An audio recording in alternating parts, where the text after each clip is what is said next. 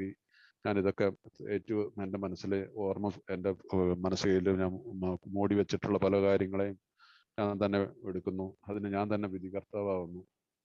അത് ഒരു തരത്തിൽ അത് പോരെ എന്നൊക്കെ വിചാരിക്കുന്നതും അങ്ങനെ പറയുന്ന ആളുകളെയും ഞാൻ കേട്ടിട്ടുണ്ട്. അത് സാധ്യമല്ല. നമുക്കിത് ഇതിനകത്തുനിന്ന് ഒരു ഒരു വാക്ക് പോലും ഒരു വള്ളി പുള്ളി തെറ്റാതെ നമുക്ക് ഈ പ്രോഗ്രാം പ്രാക്ടീസ് ചെയ്യണം. ഒരു പെർഫെക്ഷൻ ആണെന്നല്ല പറയുന്നത്. പക്ഷെ പ്രോഗ്രസിങ് എന്ന് പറഞ്ഞിട്ടുണ്ടെങ്കിൽ വി ഹാവ് ടു വർക്ക്. ഇപ്പൊ അതുകൊണ്ട് തെറ്റിദ്ധരിക്കപ്പെടുന്ന ഒരു വാക്കാണ് ഈ നമുക്ക് പെർഫെക്ഷൻ അല്ല, പ്രോഗ്രസ് ആണ് വേണ്ടതെന്ന് പറയുന്നത്.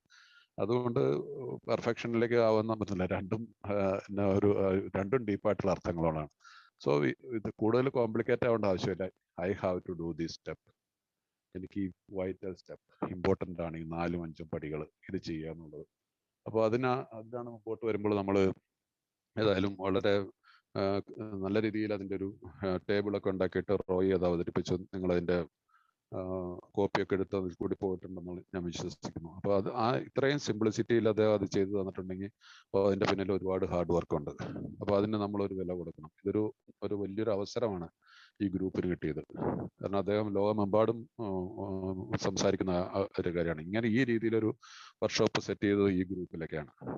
അപ്പോൾ അതിന് വളരെ ഒരു ദൈവാനുഗ്രഹമായിട്ട് തന്നെ ആ വർക്ക്ഷോപ്പിനെ കാണണം. ഇനിയിപ്പോൾ ഞായറാഴ്ച വീണ്ടും എൻ്റെ കണ്ടിന്യൂഷനിൽ അദ്ദേഹം സംസാരിക്കുന്നുണ്ട്. അപ്പൊ അത് ഇവിടെ വെച്ചിട്ട് നമുക്ക് കിട്ടിയ ഒരു വലിയൊരു ഓപ്പണിങ്, ഈ പ്രോഗ്രാം പ്രാക്ടീസ് ചെയ്യാനായിട്ടുള്ള നിങ്ങൾ പലരും പുതുമക്കാരാണ്.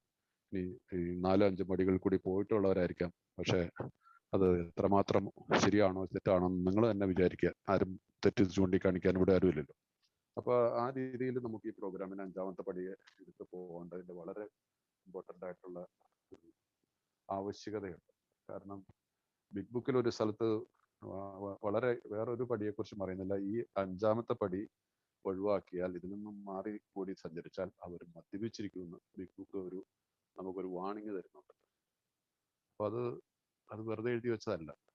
ഇപ്പൊ നമ്മൾ ഈ 12 പടികളും 12 പാരമ്പര്യങ്ങളും എഴുതുന്നതിന് വർഷങ്ങൾക്ക് മുമ്പ്, ഇത് 1962 അങ്ങനെ ആ കാലഘട്ടത്തിൽ 58 അങ്ങനെയൊക്കെ ആയിരിക്കണം. വർഷങ്ങൾക്ക് ശേഷമാണ് ഈ 12 സ്റ്റെപ്സ് ആൻഡ് 12 ട്രഡീഷൻസ് എന്നുള്ള essays ആണിത്. പക്ഷെ ബിഗ് ബുക്കിൽ ഇത് മുമ്പേ എഴുതിയിട്ടുണ്ടാണ്. ബില്ലും ബോബും ജീവിച്ചിരിക്കുന്ന കാലത്ത് അവരെഴുതി വെച്ചിട്ടുള്ളതാണ്. ഈ പടിയെ ഒഴിവാക്കിയാൽ മദ്യപിച്ചിരിക്കും എന്ന് തന്നെയാണ് പറയുന്നത്. അപ്പോൾ അതുകൊണ്ട് നമുക്കിതിനെ വളരെ ഇതായിട്ട് എടുക്കേണ്ട ഒരു ഇമ്പോർട്ടൻ്റ് ആയിട്ടുള്ള സ്റ്റെപ്പാണ്. അപ്പോൾ കാരണം ഈ 5ാമത്തെ പടിയുടെ 12-12ന്റെ അതിന്റെ തുടക്കം തന്നെ വായിക്കും. നമ്മുടെ സ്വാഭാവിക മോഹങ്ങളുടെ നേർ വിപരീതത്തിലേക്ക് പോകാൻ നമ്മോട് ആവശ്യപ്പെടുന്നതാണ് 12 പടികൾ. 12 പടികളും ഞാൻ എന്താണ് ആഗ്രഹിക്കുന്നത്, എൻ്റെ ചിന്താഗതികൾ, എൻ്റെ പ്രവർത്തന രീതികൾ, എൻ്റെ സ്വഭാവത്തിന്റെ രീതികൾ എല്ലാത്തിനെയും ടോട്ടലി ഡിഫറെൻ്റ് ആയിട്ട് മാറ്റുന്നതാണ് 7 പടികൾ. ഞാൻ പല മീറ്റിങ്ങുകളിലൂടെ പറഞ്ഞിട്ടുള്ളതാണ്. എൻ്റെ 11 പടികളും 1 മുതൽ 11 പടികളുടെയും സമം എന്നുള്ള നേരെ എഴുതാവുന്ന ഒരു ഇതാണ് ചേഞ്ച്. കാരണം ചേഞ്ച് ആണ് ഇവിടെ മാൻഡേറ്ററി ആയിട്ട് വരുന്നത്. അതാണ് നമ്മുടെ സെവൻത്ത് പ്രയറിൽ നമ്മൾ ഉപയോഗിക്കുന്നത്, ചേഞ്ച്, കറേജ് ടു ചേഞ്ച്. അപ്പോൾ കാരണം അപ്പൊ ആ ഒരു തലത്തിൽ വരുമ്പോൾ അതിനകത്ത് അടുത്ത ഒരു വാക്ക് എഴുതിയിരിക്കുന്ന ഇതാണ്: 5ാം പടിയേക്കാൾ കടുത്തതായ മറ്റ് പടികളില്ല. കാരണം നമ്മുടെ അഹംഭാവത്തെ ചുരുക്കുന്ന ഈ പടിക, അഹംഭാവത്തെ ചുരുക്കേണ്ട കാര്യം വരുമ്പോൾ 5ാം പടിയേക്കാൾ കടുത്തതായ മറ്റ് പടികളില്ല. അപ്പൊ ദീർഘകാല സ്വഭാവത്തിനും മനഃശാന്തിക്കും ഇതിനേക്കാൾ കൂടുതൽ ആവശ്യമുള്ള മറ്റൊരു പടിയും ഇല്ല. അപ്പൊ ഇതിന്റെ ഇമ്പോർട്ടൻസ് ഒന്ന് മനസ്സിലാക്കണം. ഇതിന്റെ വാക്ക് എത്ര ഡീപ്പായിട്ടുള്ള വാക്കാണ് കൊടുത്തിരിക്കുന്നത്.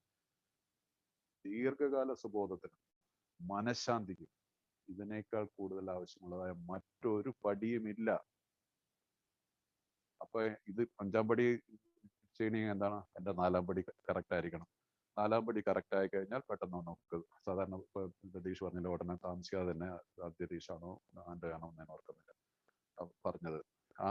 അപ്പൊ അത് നടന്നിരിക്കും. അത് നടക്കാന്ന് പറഞ്ഞ ഒരു കാര്യം ഞാൻ നിങ്ങളോട് പറയാം. 4ാം പടി ശരിയായിട്ടുള്ള രീതിയിൽ സത്യസന്ധമായിട്ടുള്ള ചെയ്തിട്ടുള്ള, ഞാൻ ഇത്രയും വർഷത്തിനിടയ്ക്ക് പല സുഹൃത്തുക്കളെ ഞാൻ കേട്ടിട്ടുള്ളത്, നാലാമത്തെ പടി ചെയ്തു കഴിഞ്ഞാൽ നമുക്ക് അഞ്ചാമത്തെ പടി ചെയ്യാനുള്ള ആള് നമ്മുടെ മുമ്പിൽ വന്നിരിക്കും. അത് സ്പോൺസർ ആവാം, ആരെങ്കിലും ആയിക്കോട്ടെ, അതുണ്ടായിരിക്കും. അപ്പൊ അതിനെക്കുറിച്ചൊക്കെ ഒരു കൺസേൺ നമ്മൾ അഞ്ചാം പടി ചെയ്യുന്നതിന് മുമ്പ് കാണേണ്ട ആവശ്യമില്ല. ഞാൻ ഇതൊക്കെ ആരോട് പറയും, ഇതൊക്കെ എഴുതി കഴിഞ്ഞാൽ അതൊരു നമ്മളൊരു മാനിപ്പുലേറ്റിംഗ് ആണ്. അപ്പൊ അതിനെ കാണേണ്ട ആവശ്യമില്ല. വളരെ സിമ്പിളായിട്ട് കണക്കാക്കുക, ചെയ്യുക. First thing first. ഞാൻ ആദ്യത്തെ കാര്യം ആദ്യം ചെയ്യുക. അത് ഞാൻ നാലാം പടി എഴുതി കഴിയും. നാലാം പടി എഴുതി കഴിയുമ്പോൾ അഞ്ചാമത്തെ പടിയിലേക്കുള്ള ഇത് ഉണ്ടാവും. അപ്പൊ അതിനെക്കുറിച്ച് ഓർത്ത് പലരും വേലാതിപ്പെടും. ഞാൻ ഇതൊക്കെ ആരോട് പറയും, ഒരാളെ കൊണ്ട് പറഞ്ഞു കഴിഞ്ഞാൽ അത് പുറത്തു വരുമോ? ഇതിൻ്റെ ഒന്നും ആവശ്യമില്ല.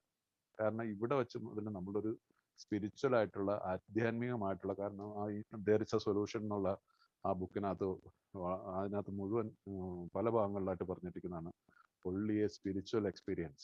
ഈ സ്പിരിച്വൽ എക്സ്പീരിയൻസ് വരുന്നതാണ് ഈ 4ഉം 5ഉം പടികൾ. അപ്പൊ അങ്ങനെ മുമ്പോട്ട് പോകുമ്പോൾ നമുക്ക് ഈ ഇതിനെക്കുറിച്ച് വളരെ ഭംഗിയായിട്ട് എഴുതിയിട്ടുള്ള കുറെ വാക്കുകൾ, എനിക്ക് എന്നെ സ്പർശിച്ചിട്ടുള്ള ചില വാക്കുകൾ നിങ്ങൾ മുമ്പിൽ ഒന്ന് വായിച്ചു കേൾപ്പിക്കാം. എൻ്റെ അനുഭവങ്ങൾ കൂടിയാണ്. അപ്പൊ ഒരാളിന്റെ കുറവുകൾ മറ്റൊരാൾ വെളിപ്പെടുത്തുന്നത് തീർച്ചയായും വളരെ പുരാതനമായ ഒരു അനുഷ്ഠാനമാണ്. അത് പല മതങ്ങളിലും ഉള്ളൊരു കാര്യമാണ്. ഈ കൺഫെഷൻ ക്രിസ്ത്യാനിറ്റിയിലുണ്ട്, ബുദ്ധിസത്തിലുണ്ട്, ഹിന്ദുയിസത്തിൽ എനിക്കറിയത്തില്ല, നോട്ട് ഷുവർ. മറ്റ് പല മതങ്ങളിലും ഇത് ഉണ്ടാകും. വളരെ പുരാതനമായിട്ടുള്ളൊരു ആശയമാണ്. അപ്പൊ അതിനെക്കുറിച്ച്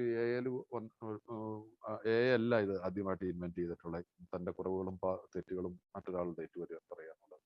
അത് തന്നെ വളരെ നമുക്കൊരു ഇത് തരുന്ന ഒരു എന്താണ് ഒരു ഈസി ഫീലിംഗ് തോന്നുന്നത്. യെസ്, ഇതൊക്കെ മറ്റു പലരും മുമ്പ് പഴയ കാലം മുതലേ ചെയ്ത് വന്നിട്ടുണ്ട്. ക്രിസ്ത്യാനികളായിട്ടുള്ള ആളുകൾ, ഞങ്ങളൊക്കെ കുമ്പസാരിക്കുന്ന, ഞാനും ക്രിസ്ത്യാനിയാണ്. പക്ഷെ കുമ്പസാരം വളരെ ഒന്നും പറയാറില്ല. ചുമ്മാ പോയിട്ട് എന്തെങ്കിലും പറഞ്ഞിട്ട് ഞാൻ അത് ചെയ്തു, ഇത് കളവ് ചെയ്തു, അത് പറഞ്ഞിട്ടൊക്കെ പറഞ്ഞിട്ട് വരും. അച്ഛൻ കയ്യിൽ തലയിൽ കൈവിട്ട് പ്രാർത്ഥന ചെല്ലും.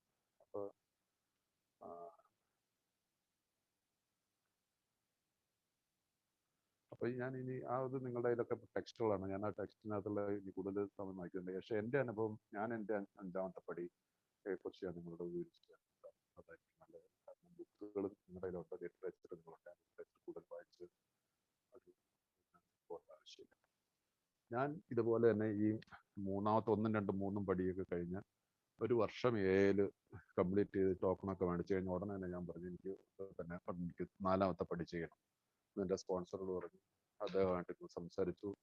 അദ്ദേഹം അതിനായിട്ടുള്ള കാര്യങ്ങൾ വിശദീകരിച്ചു തന്നു. ഞാനത് എഴുതാൻ തുടങ്ങിക്കഴിഞ്ഞ് കഴിഞ്ഞപ്പോൾ എന്തോ എൻ്റെ മനസ്സ് പറഞ്ഞു, ഇപ്പം ഇത് വേണ്ട, ഇതിനകത്ത് പല കാര്യങ്ങളും വെളിവാക്കപ്പെട്ട് കഴിഞ്ഞാൽ, വെളിപ്പെടുത്തി കഴിഞ്ഞാൽ അതൊരു കാര്യമില്ല. കാരണം നമ്മൾ പറഞ്ഞില്ലേ, നമ്മുടെ ഈ എൻ്റെ പ്രോഗ്രാം നമ്മളിപ്പോൾ തുടക്കത്തിൽ 5ാമത്തെ പടിയുടെ ആദ്യത്തെ പറയുക പറഞ്ഞാൽ 7, 12 പടികളും നമ്മുടെ ജീവിത രീതിയിൽ, നമ്മുടെ ജന്മവാസനകളുടെ അല്ലെങ്കിൽ സ്വഭാവ പ്രകൃതിയുടെ നേരെ വിരുദ്ധമായിട്ട് നമുക്ക് ജീവിക്കണം. അപ്പൊ അതിന് ഞാൻ അന്ന് തയ്യാറായില്ല. ഞാൻ വിചാരിച്ചു മദ്യപിക്കുന്നില്ല, മദ്യപിക്കാനുള്ള ആഗ്രഹം പോലും ഇല്ല, ഒബ്സഷനും ഇല്ല. പക്ഷെ എന്നിലുള്ള പല കാര്യങ്ങളെയും, പല സുഖം തേടിയിട്ടുള്ള എൻ്റെ പല അനുഭവങ്ങളെ അതിനെയൊക്കെ ഞാൻ പരിപോഷിച്ചുകൊണ്ട് വന്നു. വളരെ അപ്പൊ അങ്ങനെ അങ്ങ് പോകാമെന്ന് വിചാരിച്ചു. അങ്ങനെ കുറച്ച് സമയം വേസ്റ്റാക്കി കളഞ്ഞു. ദൈവാനുഗ്രഹം കൊണ്ട് കുടിച്ചില്ല. കാരണം ഞാൻ ഏല് സർവീസിൽ നന്നായിട്ട് ആക്റ്റീവായിരുന്നു. ഏല് വന്ന കാലം മുതൽ. അതുപോലെ തന്നെ സ്പോൺസർ നല്ലൊരു സ്പോൺസറായിരുന്നു. എനിക്ക് നാട്ടിലും ഒരു സ്പോൺസർ എടുത്തിരുന്നു. അതുകൊണ്ട് അവരുടെ കണ്ണിൽ പൊടിയിട്ടുകൊണ്ട് ഞാൻ കുറച്ച് നാൾ ജീവിച്ചെങ്കിലും, പക്ഷെ എൻ്റെ സ്പോൺസേഴ്സിന് 2 പേർക്ക് അത് മനസ്സിലാവുകയും എന്നോട് പടികളെ കുറിച്ച് കർശനമായിട്ടൊന്നും പറഞ്ഞില്ല. ഇത് ചെയ്തില്ലെങ്കിൽ സംഗതി ഇതാവുന്നുള്ളൂ. കാരണം ഇങ്ങനെ 1, 2 വർഷമൊക്കെ കഴിഞ്ഞപ്പോൾ നിന്ന ഒരു തലത്തിൽ നിന്നും ആയി കഴിഞ്ഞപ്പോൾ എനിക്ക് സംസാരിക്കാനില്ല. പടികൾ നമ്മൾ പ്രാക്ടീസ് ചെയ്തില്ലെങ്കിൽ നമ്മുടെ വായിൽ നിന്നൊന്നും വരാനുണ്ടാവില്ല. എന്നും ഈ മദ്യപിച്ച കുറച്ച് കഥകൾ പറയാൻ പറ്റും, അല്ലാതെ വേറെ ഒന്നും പറ്റില്ല. വാട്ട് ഈസ് മൈ എക്സ്പീരിയൻസ്, അത് പറയണമെങ്കിൽ ഞാൻ ഈ പടികൾ പ്രാക്ടീസ് ചെയ്യണം. അതാണ് എൻ്റെ വായിൽ നിന്ന് വന്നെങ്കിൽ ഞാനത് പ്രാക്ടീസ് ചെയ്തെങ്കിൽ മാത്രമേ പറ്റുള്ളൂ. അല്ലാതെ ഞാൻ ബുക്ക് വായിച്ചിട്ട് കുറേ കാര്യങ്ങളൊന്നും പറയാൻ പറ്റില്ല. അപ്പൊ അത് മനസ്സിലാക്കിക്കൊണ്ട് ഞാൻ 4ാമത്തെ പടി എഴുതാൻ സത്യസന്ധമായിട്ട് ആഗ്രഹിച്ചു. പിന്നെ ഞാൻ നിന്നില്ല. ഞാനൊരു ഏതാനും ദിവസങ്ങൾക്ക് എൻ്റെ 4ാമത്തെ പടി ഞാൻ എഴുതി തീർത്തു. അത് കഴിഞ്ഞിട്ട് ആ സമയത്ത് ഞാൻ എഴുതി തീർത്തതിന് ശേഷം ഞാൻ ലീവിന് നാട്ടിൽ വന്നു.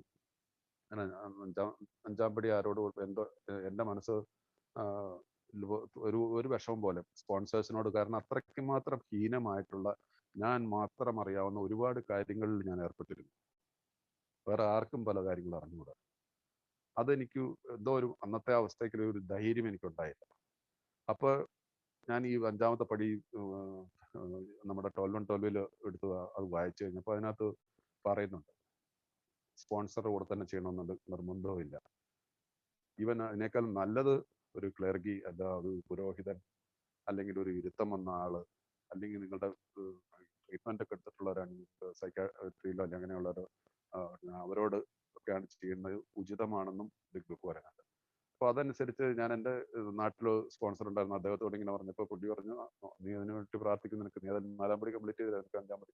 അപ്പോൾ ആ കാലഘട്ടങ്ങളിലാണ് ഞാൻ ഈ പുസ്തകങ്ങളുടെ വായനയും കാര്യങ്ങളൊക്കെ എന്നിൽ ഞാൻ ഉണ്ടായത്. കുറേശ്ശെ ഈ ചന്ദ്രമോഹനൊക്കെ ആയിട്ട് പല സ്ഥലത്തൊക്കെ പോവുക വരിക. ചന്ദ്രമോഹൻ്റെ ഒക്കെ ബുക്ക് റീഡിങ്ങിൻ്റെ അത്രയ്ക്ക് മാത്രമുള്ള ഒരു ഇത് കാണുമ്പോൾ ഞാൻ വിചാരിക്കും, ഇയാൾ എന്തൊരു വായനയാണ് ഇങ്ങനെ. അങ്ങനെയൊക്കെയുള്ള അതൊരു വലിയൊരു എന്നെ സംബന്ധിച്ചുള്ള ഇൻസ്പിറേഷൻ ആയിരുന്നു ഈ ചന്ദ്രമോഹനും എൻ്റെ സ്പോൺസറും. രണ്ടുപേരും പുസ്തക പുഴുക്കളായിരുന്നു. അങ്ങനെ കുറച്ചായിട്ട് വായിക്കാൻ തുടങ്ങി. അങ്ങനെ ഞാൻ ചില ബുക്കുകളൊക്കെ പറഞ്ഞു തന്നു, അതൊക്കെ വാങ്ങി വായിച്ചു. എറണാകുളത്ത് സെന്റ് പോൾസിൽ, ഓം ബുക്സിൽ, പിന്നെ അങ്ങനെ കാർമൽ ബുക്സിലൊക്കെ പോകുമായിരുന്നു. അപ്പൊ അങ്ങനെ ഒരിക്കൽ ഞാൻ കാർമൽ ബുക്സിൽ കുറച്ച് ക്രിസ്ത്യൻ മിസ്റ്റിക്സ് ആയിട്ടുള്ള കുറെ നല്ല ബുക്കുകളുണ്ട്. അപ്പോൾ അവിടെ അത് കാർമലൈറ്റ്സ് ആയിട്ടുള്ള കുറെ ആളുകളുടെ ബുക്കുകളുണ്ട്. അതും അങ്ങനെയായിട്ട് അവിടെ പലപ്പോഴും ഒക്കെ ഇങ്ങനെ നോക്കുന്ന മുമ്പ് അവിടുത്തെ മാനേജർ അതുമായിട്ട് ഞാൻ ഇങ്ങനെ സൗഹൃദത്തിലായിരുന്നു. ഞാൻ എടുക്കുന്ന ബുക്കുകളും ഇതൊക്കെ അദ്ദേഹത്തിന് ഒരു ഇതായിരുന്നു. ഇങ്ങനെയുള്ള ബുക്കുകൾ എന്തുകൊണ്ട് തിരഞ്ഞെടുക്കണമെന്ന് പുള്ളി എന്നോട് ചോദിച്ചപ്പോൾ ഞാൻ പറഞ്ഞു, എനിക്കിങ്ങനെ ഒരു കാഴ്ചപ്പാടുണ്ട്, അതുകൊണ്ട് എനിക്കത് വളരെ ഇതായിട്ട് തോന്നുന്നുണ്ട്, ആ ക്രിസ്ത്യൻ മിസ്റ്റിസിസം.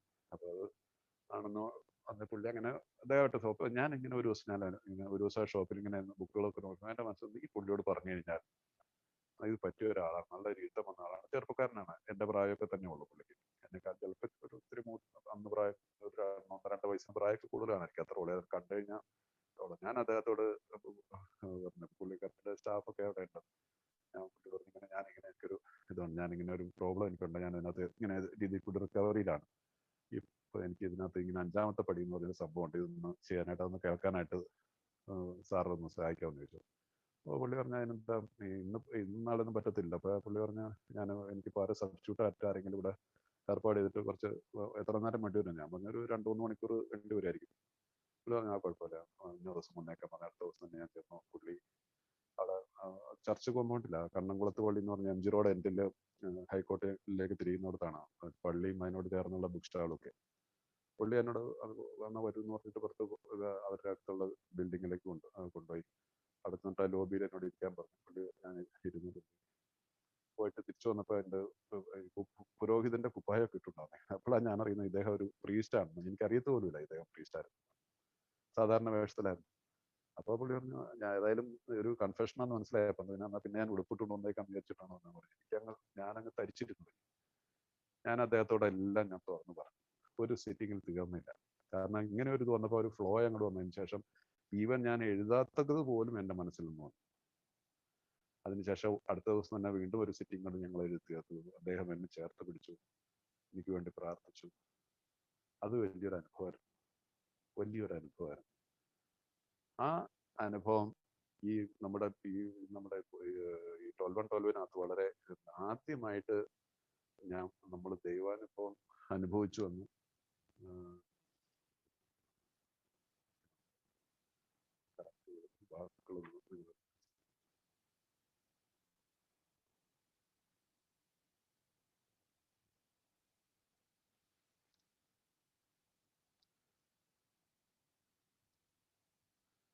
ഒരിക്കൽ നാസ്തികരോ അജ്ഞേയവാദികളായിരുന്ന ധാരാളം ഏകൾ പറയുന്നത് 5ാം പടിയിൽ വച്ചാണ് ആദ്യമായി ദൈവത്തിന്റെ സാന്നിധ്യം സത്യത്തിൽ ഞങ്ങൾക്ക് അനുഭവവേദ്യമായത് എന്നാണ്. 5ാം പടിയിൽ വെച്ചാണ് ആദ്യമായി ദൈവത്തിന്റെ സാന്നിധ്യം സത്യത്തിൽ ഞങ്ങൾക്ക് അനുഭവവേദ്യമായത് എന്നാണ്. ഇത് എത്രമാത്രം ഇമ്പോർട്ടൻ്റ് ആണെന്ന് നോക്കും. എന്നെ പോലെയുള്ളൊരു മദ്യപാനിക്ക് ഒരു ക്രാപ്പ്, ഒരു വിധത്തിലും ആർക്കും ഉൾക്കൊള്ളാൻ പറ്റാത്ത, എൻ്റെ യഥാർത്ഥ മുഖം ആരും കണ്ടിട്ടില്ലല്ലോ, എനിക്കല്ലേ അറിയത്തുള്ളൂ. ആ വ്യക്തിക്ക് ദൈവാനുഭവം ഉണ്ടാക്കി തരുന്ന ഒരു പടി 5ാമത്തെ പടി. എത്ര വലിയൊരു അനുഭവം അത്. എനിക്കറിയത്തില്ല എൻ്റെ ആ സമയത്തൊന്നും ഞാൻ അത് ഈ വാക്കിനെ ഞാനിപ്പോ വായിച്ച ഭാഗം പോലും ഞാൻ അന്ന് വായിച്ചായിട്ട് എനിക്ക് ഓർമ്മയില്ല. പക്ഷെ അത് കുറച്ച് കഴിഞ്ഞപ്പോൾ ഇതൊക്കെ സീരിയസ് ആയിട്ട് ഇതിനകത്ത് ഈ ലിറ്ററേച്ചർ പഠിക്കുന്നതിൻ്റെ ഇമ്പോർട്ടൻസ് മനസ്സിലാക്കി കഴിഞ്ഞപ്പോൾ അതിനകത്തോട് വർക്ക് ചെയ്തു. അപ്പോൾ എനിക്കതൊന്ന് മനസ്സിലാവുന്നുണ്ട് ആനച്ചാമ്പടി. ഞാൻ അതിന് ശേഷം എനിക്ക് ഒന്നുകൂടെ ചെയ്യേണ്ട വന്നു. കുറച്ച് കാര്യങ്ങൾ പിന്നീട് എൻ്റെ ജീവിതത്തിൽ കുറച്ച് മാലിന്യങ്ങൾ വന്നു. 20ാമത്തെ വർഷത്തിൽ ഞാൻ ഇതിനെക്കുറിച്ച് എൻ്റെ സ്പോൺസറോട് പറഞ്ഞു. പുള്ളി പറഞ്ഞു, do your fourth step again. ഞാൻ പറഞ്ഞു 20 വർഷം കഴിഞ്ഞ് ഞാൻ ഇതിനകത്ത് ഇനി 4ാം പടിയാണ്. ആ ഒരു കുറച്ച് കാര്യങ്ങളൊക്കെ നോ ചെയ്യാൻ പറഞ്ഞു. ചെയ്തു, 5ഉം ചെയ്തു. അതും ഭാഗ്യവശാൽ നമ്മുടെ പുരോഹിതത്തെ കിട്ടി. നമുക്കെല്ലാം അറിയാം, നമ്മുടെ മത്തായച്ചനാണ്. ഞാൻ വാരണാസിയിലുണ്ടായിരുന്നു. അപ്പോൾ വാരണാസിയിൽ വെച്ചിട്ട് അദ്ദേഹത്തിൻ്റെ അടുത്ത് വാരണാസിയിലെ സെൻറ്ററിൽ പോയിട്ട് അദ്ദേഹമായിട്ട് അത് ചെയ്യാനായിട്ടുള്ളൊരു ഭാഗ്യം കൂടെ ഉണ്ടായി. അതുകൊണ്ട് ഇന്ന് വളരെ സന്തോഷവാനാണ്. എൻ്റെ ജീവിതത്തിലെ ഒരു പ്രശ്നങ്ങളെ ഞാൻ ബോധർ ചെയ്യുന്നില്ല. ഇന്നും ഇപ്പോൾ ലതീഷിന് പറഞ്ഞ ഒരു ലതീഷ് അനുഭവിച്ചുകൊണ്ടിരിക്കുന്ന ആ ഒരു ഇതിൽ നിന്നാണ് ഞാൻ ലതീഷിൻ്റെ അമ്മയും എൻ്റെ അമ്മയും ഒരേ സമയത്ത് തന്നെയാണ് 2 കിടപ്പിലായത്. എൻ്റെ അമ്മച്ചി ഇപ്പോഴും ജീവിച്ചിരിക്കുന്നു. പക്ഷേ ഒരു മരിച്ച ശരീരമായിട്ട് കിടക്കുക. അതുപോലെ എൻ്റെ സിസ്റ്റർ എൻ്റെ കൂടെ ഉണ്ട്. അതുകൊണ്ട് എനിക്ക് അധികം കൂടുതൽ ഇത്ര എങ്കിൽ പോലും ഒരു നല്ലൊരു പരിധിവരെ എനിക്ക് ഇതിനകത്ത് എല്ലാം ഇൻവോൾവ് ആവേണ്ട വരുന്നുണ്ട്. എനിക്ക് ആ ഇത് പറഞ്ഞാൽ ഇന്നതിനെ പ്രാപ്തനാക്കിയതും അതിന് യാതൊരു വിധ ബുദ്ധിമുട്ടും എനിക്ക് ഒട്ടും തോന്നാറില്ല. ഇതേ അമ്മ ഞാൻ മദ്യപിച്ചിരുന്ന കാലത്ത് ഇവരെൻ്റെ അമ്മയായി പോയല്ലോന്നോർത്ത് ഞാൻ ഒച്ചത്തിൽ ഒച്ചയെടുത്തിട്ടുണ്ട്. ഇന്ന് ആ അമ്മയ്ക്ക് ഞാൻ സ്നേഹവും പരിചരണം കൊടുക്കാൻ എനിക്ക് സാധിക്കുന്നത് ഈ എളിമ എന്ന വലിയൊരു മഹാഭാഗ്യം, ഇതിന്റെ അർത്ഥം മനസ്സിലാക്കാനായിട്ട് എനിക്ക് സാധിച്ചത് ഈ 5ാമത്തെ പടിയിലാണ്. ഈ ഹംബിൾ, ആ ഒരനുഭവം എന്തിനേയും താങ്ങാനുള്ള പല അറ്റാക്കുകളും പല രീതിയിലും എനിക്ക് അകത്തും പുറത്തും ഒക്കെ വരാറുണ്ട് പലപ്പോഴും. പക്ഷെ അവിടെ എല്ലാം സമചിത്തതയോടെ നിൽക്കാനായിട്ട് എനിക്ക് സാധിക്കുന്നുണ്ട്. ഞാൻ വറീഡല്ല. ഒരുപാട് പ്രശ്നങ്ങളുണ്ട്, പക്ഷെ ഐ ആം നോട്ട് വറീഡ്. കാരണം എനിക്കിന്ന് തീർച്ചയായിട്ടും ഒരു ഇതുണ്ട്. ഞാൻ എൻ്റെ മുൻകാലങ്ങളിൽ ഞാൻ ജീവിച്ചിരുന്ന തലത്തിൽ ഞാൻ ജീവിക്കുന്നില്ല. എന്നിൽ സത്യസന്ധതയുണ്ട്. ഞാൻ ഇന്നൊരു നമ്മൾ തെറ്റെന്ന് പറയുന്നു, ശരിയായിട്ട് പറഞ്ഞ പാപം. കാരണം നമ്മുടെ ബിഗ് ബുക്കിൽ ഉദ്ധരിച്ചിരിക്കുന്ന വാക്ക് തന്നെയാണ് സിൻ എന്നുള്ളത്. there is 2 sins in alcoholics ആണ്. ഒന്ന് സ്വന്തം വളർച്ച മുരടിപ്പിക്കുന്ന പാപം, ഒന്ന് മറ്റൊരാളുടെ വളർച്ചയെ മുരടിപ്പിക്കുന്ന പാപം. രണ്ടും പാപമാണ്. പക്ഷെ എന്തോരം അർത്ഥങ്ങളുണ്ട് അതിനകത്ത്. എൻ്റെ വളർച്ചയെ മുരടിപ്പിക്കുന്ന എന്താണ്? എൻ്റെ ക്യാരക്ടർ ഡിഫക്ട്സ് ആണ്. മറ്റുള്ളവരുടെ വളർച്ചയെ മുരടിപ്പിക്കുന്നതാണ് ഇതാണ് മറ്റുള്ളവർക്ക് ഞാൻ എന്താണ് പറയുക, തെറ്റായിട്ടുള്ള മെസ്സേജുകൾ പാസ് ചെയ്യുക എന്നുള്ളത്. അപ്പോൾ ഇതിൽ നിന്നൊരു എനിക്ക് തോന്നുന്ന ഒരു സെർട്ടൺ എക്സ്റ്റെൻഡ് ഞാൻ ഇന്നും പുറത്താണ്. എനിക്ക് യാതൊരു പ്രശ്നമില്ല. ഇങ്ങനെയുള്ള പാപങ്ങളിലേക്ക് ഞാൻ പോകാറില്ല. ഞാൻ ഇന്ന് 1 day at a time, ഇന്നലത്തേക്കാളും ബെറ്ററായിട്ട്, കുറച്ചുകൂടി ബെറ്ററായിട്ട് ഞാൻ ജീവിക്കാനായിട്ട് ശ്രമിക്കുന്നു. അതുകൊണ്ട് ഞാൻ ഇവിടെ വെച്ച് നിർത്തുകയാണ്. ലതീഷിനോട് ഞാൻ അന്ന് മെസ്സേജ് ചെയ്തിരുന്നു, പക്ഷെ പിന്നീട് വിളിക്കാൻ പറ്റിയില്ല. ഒത്തിരി കോംപ്ലിക്കേറ്റഡ് ആയിട്ടുള്ള ഒരു സിറ്റുവേഷനെ കൂടി ഞാൻ പോയിക്കുന്നുണ്ട്.